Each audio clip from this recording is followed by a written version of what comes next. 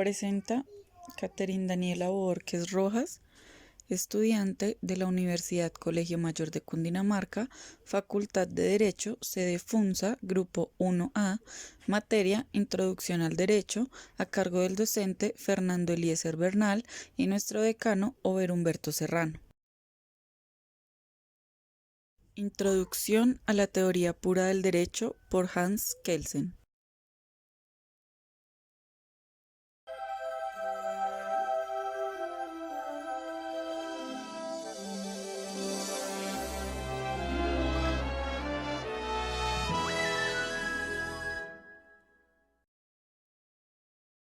Capítulo 1. El derecho, norma o hecho, el ser y el deber ser.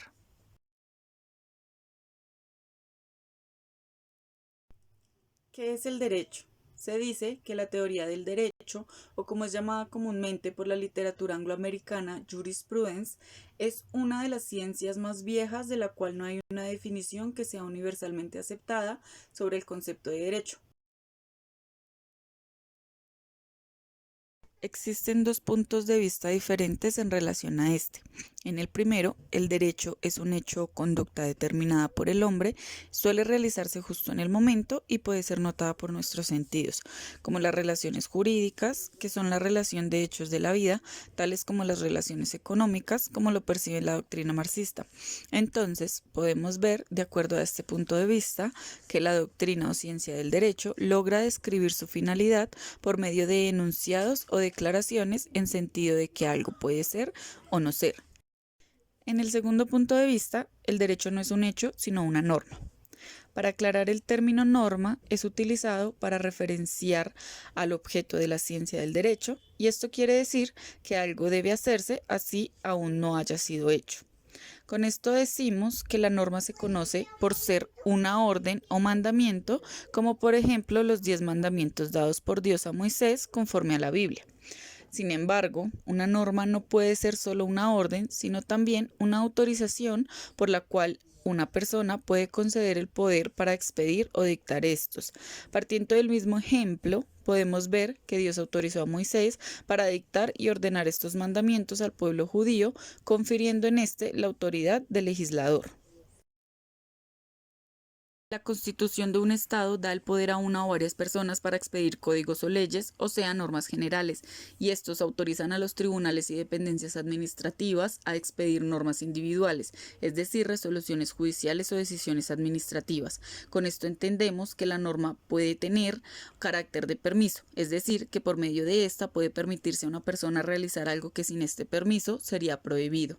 Por ejemplo, la norma general prohíbe matar, pero una norma especial limita la anterior cuando ésta otorga el permiso matar en legítima defensa. En este sentido, el permiso viene a ser la función positiva de la norma que restringe a una norma que es prohibida. Para esto también debemos distinguir el permiso en sentido negativo, o sea, una cierta conducta es permitida solo si no existe una norma prohibiéndola. De acuerdo al principio, lo que no está prohibido está permitido. Estas son las tres funciones normativas: orden o mandamiento, autorización y permiso positivo. Y para cerrar explicando el ser y el deber ser, vemos que el ser es un método descriptivo, o sea, que pretende describir lo que es la realidad. A partir de esto, podemos determinar que una proposición del ser puede ser verdadera o falsa. En esta se contrasta la realidad para saber si es verdadero o falso. Y el deber ser es un método prescriptivo, o sea, que éste emite juicios de valor que deben ser sustentados con argumentos racionales. Con esto podemos determinar si un juicio de valor es correcto o incorrecto. En esta se dependen de los argumentos para saber si la proposición es correcta o incorrecta siempre que se cumpla el requisito de la validez lógica. Capítulo 2. El derecho, un orden coercitivo. Los conceptos de sanción, delito, obligación, responsabilidad, derecho, actos coercivos que no son sanciones.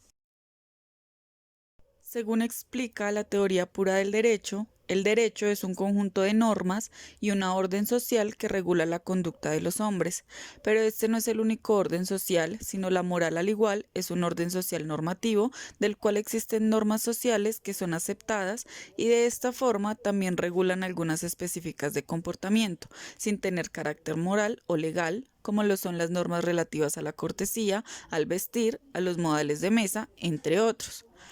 Los actos coercitivos establecidos por el derecho, como las relaciones contra una determinada conducta humana, reciben el nombre de sanciones.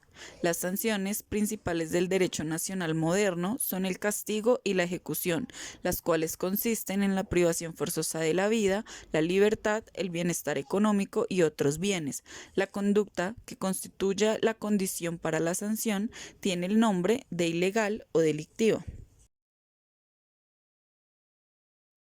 Generalmente una sanción es dirigida a la persona que comete el delito o no cumple con su obligación, siendo él mismo el responsable de su propia conducta. Sin embargo, la sanción puede ser dirigida también contra otra persona que tenga alguna relación con éste, determinada por el derecho.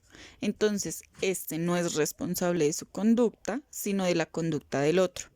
Cuando la sanción es dirigida únicamente hacia la persona responsable del delito, estamos hablando de responsabilidad individual. Por el contrario, si ésta está dirigida hacia otros implicados de algún determinado grupo, bien sea familia, tribu, etcétera, a la cual pertenezca éste, se habla de responsabilidad colectiva.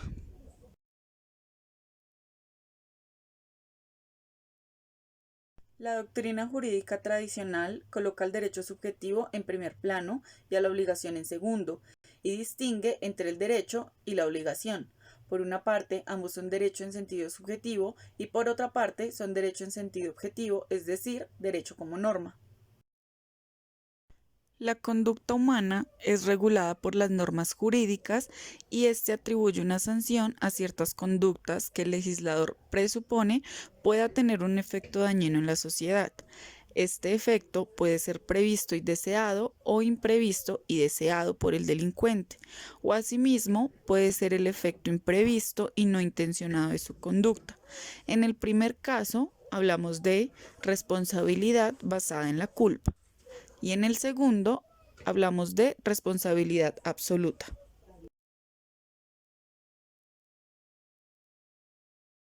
El derecho moderno está compuesto de actos coercitivos, no solamente como reacción contra una conducta de alguna persona contra algún delito, sino también como una reacción contra otros posibles hechos que pueden ser considerados por la autoridad jurídica como perjudiciales a la sociedad. Capítulo 3. Causalidad e imputación. La condición es la causa, la consecuencia es el efecto y la relación entre estos dos elementos es la causalidad. La relación entre la condición y la consecuencia que describe el derecho no es de causalidad, sino el principio para que la teoría pura del derecho sugirió la palabra imputación. La causalidad busca explicar la conexión entre la acción y el resultado, haciendo referencia a la conducta humana y el resultado que acontece luego de esta, y la imputación es la relación que existe entre el resultado y la voluntad del autor.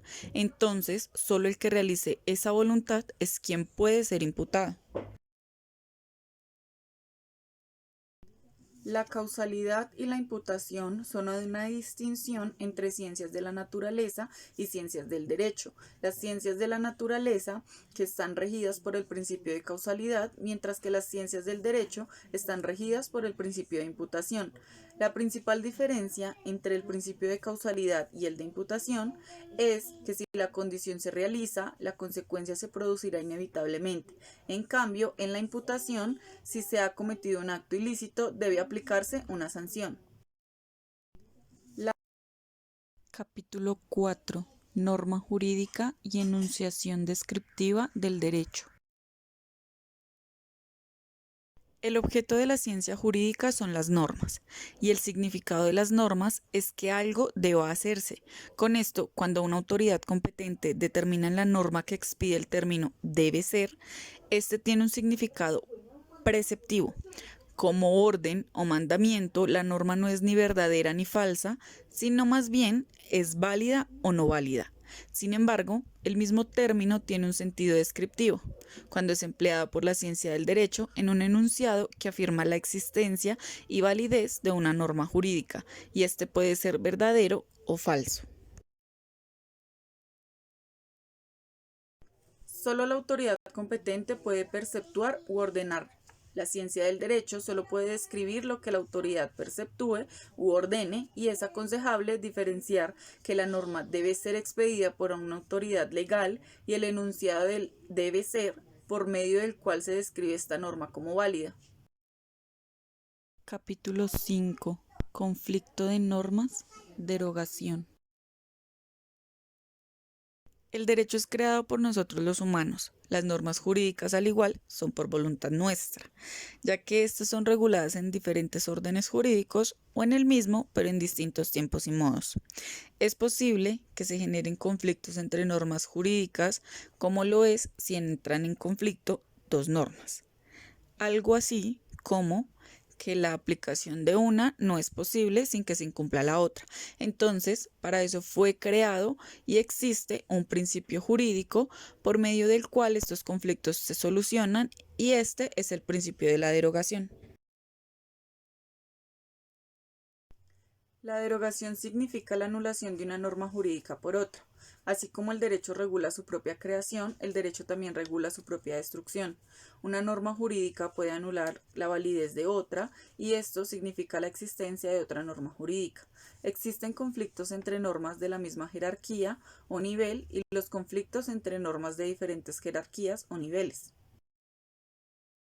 Capítulo 6. Validez y eficacia del derecho. Norma y hecho. Norma, la significación de un hecho.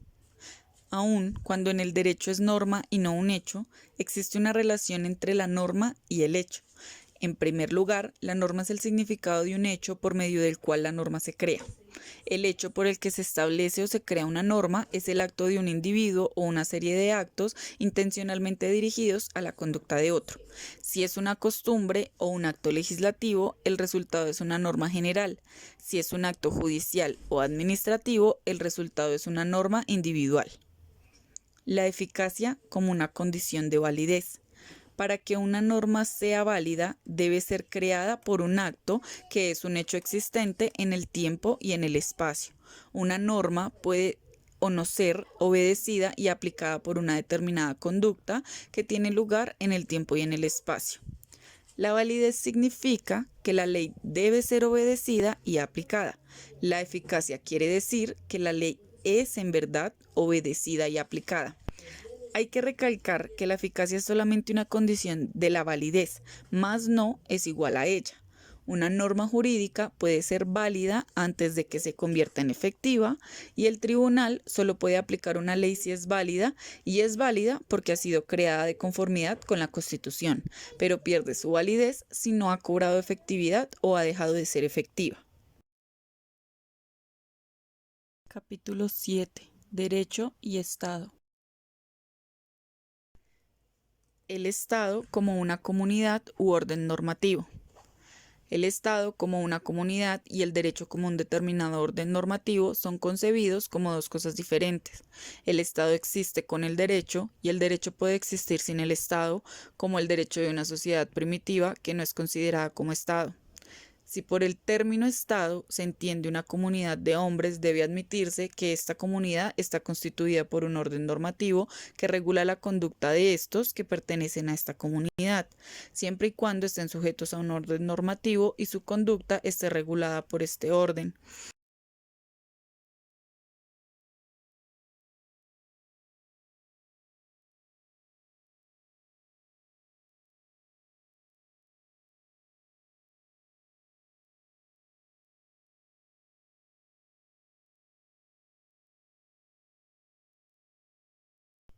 Que a un individuo se le considere como parte de una comunidad significa que interpretamos ciertos actos realizados por éste como actos de la comunidad que actúan a través de él, que lo vemos como una persona actuante llamada persona jurídica. Atribuimos un acto realizado por una persona a la comunidad si este acto se determina de manera específica por el orden normativo que constituye a la comunidad y que autoriza a éste a realizar el acto y atribuir este acto a la comunidad.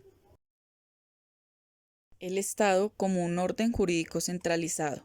El llamado derecho del Estado, el derecho nacional, en contraste con el derecho primitivo preestatal y del derecho internacional, establece órganos especiales para su creación y aplicación, tales como cuerpos legislativo, judicial y administrativo, y estos son solo los autorizados por el derecho que son competentes para realizar dichas funciones y asimismo funcionan de conformidad con el principio de la división del trabajo, que significa que son más o menos centralizadas. El derecho nacional o el Estado como un orden social es relativamente un orden jurídico centralizado. Se caracteriza por el hecho de que su ámbito territorial de validez se limita a un espacio determinado, el llamado territorio de Estado, y su ámbito personal de validez solo a los ciudadanos. Capítulo 8. Derecho y moral. Derecho y justicia. La diferencia entre normas jurídicas y morales, como ya lo habíamos mencionado, consiste en que las primeras ordenan un cierto comportamiento a la conducta contraria a un acto coercitivo como sanción, en tanto que las normas morales estatuyen un determinado comportamiento sin atribuir o imputar al comportamiento. El orden moral es un orden normativo, pero a diferencia del derecho, no es un orden coercitivo. En tanto que las normas morales son creadas por actos de seres humanos o por la costumbre, un determinado orden jurídico puede o no corresponder a un determinado orden moral, pero la validez del orden jurídico no depende de su correspondencia a un orden moral. Que un orden jurídico sea moralmente bueno o malo da a entender si es justo o injusto, y cada orden jurídico se adapta más o menos a un determinado orden moral, que rige dentro de un grupo cuyos intereses determinan el proceso de creación del derecho. En consecuencia, el derecho debe distinguirse de la justicia.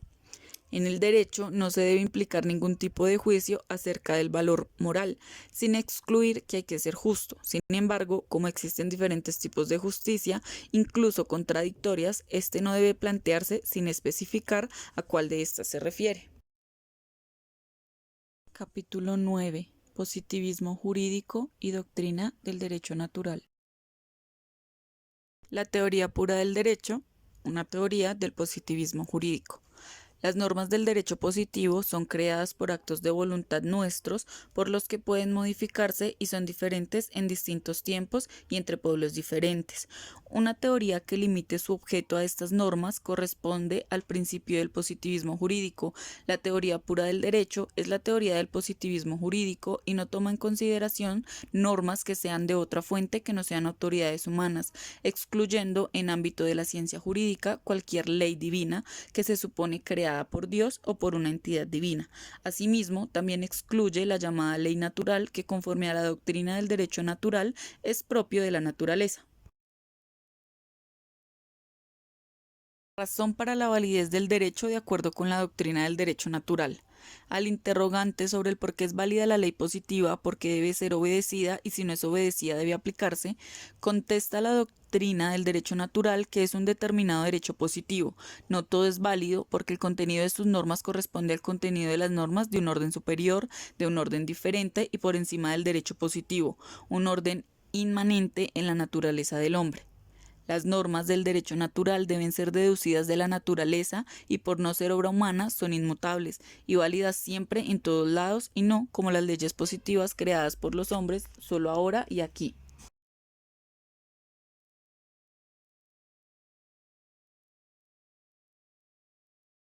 Este orden normativo inmanente en la naturaleza es un orden justo de la conducta humana, es justicia absoluta. Por lo tanto, conforme a esta doctrina, el derecho positivo es válido solo si comprende al derecho natural, es decir, en tanto que sea justo, la razón para la validez del derecho positivo no debe encontrarse en sí mismo, sino en el derecho natural. En esta forma, la doctrina del derecho natural se considera a sí misma capaz de proporcionar un criterio absoluto de la justicia o injusticia y consecuentemente de la validez o invalidez del derecho positivo. La naturaleza del hombre como fuente del derecho natural. De esta naturaleza se ha deducido una ley que ordena a los hombres vivir en paz con otros. La naturaleza del hombre se manifiesta a sí misma en su comportamiento. No podemos obligar a estos a hacer algo que su naturaleza no conlleva. Conflicto entre el derecho natural y positivo.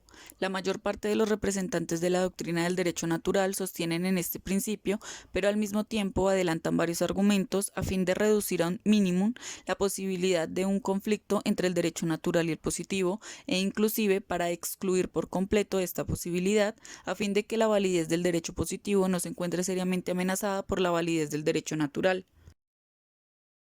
Capítulo 10. La razón de validez del derecho positivo de acuerdo con el positivismo jurídico. Estructura jerárquica del orden jurídico. En un orden de justicia establecido por voluntad de Dios, dentro o fuera de la naturaleza, ya que la creencia de éste va más allá de cualquier posible experiencia que compagina con el conocimiento científico y este del derecho en particular. Consecuente a esto, no se puede negar la validez de un derecho positivo, es decir, la validez de un orden coercitivo establecido por actos de seres humanos, por la razón de que este orden coercitivo no corresponde a un orden imaginario de justicia establecido por una autoridad trascendente.